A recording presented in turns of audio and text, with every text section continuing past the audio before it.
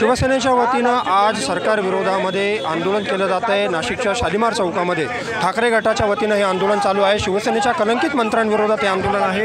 या संदर्भात चर्चा करण्यासाठी आपल्यासोबत आहेत जयंत दिंडे आहेत। भाऊ, काय सांगाल, आज जे आंदोलन होते, आज जे आंदोलन केलं जात आहे, नेमकं आंदोलन होतं ज्या एका विश्वासाने जनतेने ज्या एका विश्वासाने जनतेने यांना निवडून दिलं होतं त्याच पूर्णपणे विफल ठरलेले आहे। नुसतंच विफल ठरलेले नाही, स्वतःचं कर्तव्य करण्यात विफल ठरले आणि उलट जनतेच्या विश्वासाला तडा देऊन त्यांच्या जखमेवर मीठ सोडण्याचा प्रयत्न होत आहे।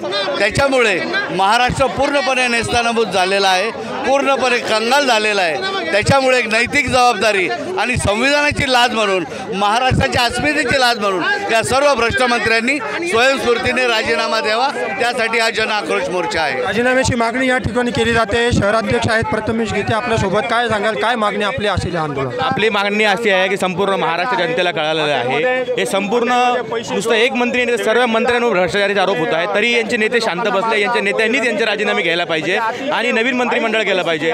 संपूर्ण महाराष्ट्र जनता ही शिवसेनेच्या पाठीशी आहे। संपूर्ण महाराष्ट्रामध्ये प्रत्येक जिल्ह्यामध्ये आंदोलन होत आहे।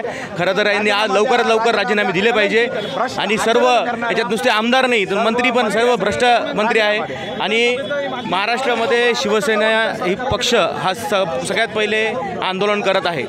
शिवसेनेच्या वतीनं सर्वात प्रथम हे आंदोलन होतं आहे। भ्रष्ट कलंकित मंत्र्यांनी राजीनामे दिले पाहिजे या मागणीसाठी हे आंदोलन केलं जात आहे। शिवसेना ठाकरे गटाच्या वतीनं महाराष्ट्रातील सर्व जिल्ह्यांमध्ये हे आंदोलन केलं जाते। कॅमेरामन भाऊसाहेब पवारसह मनीष कटारिया, माय महानगर, नाशिक।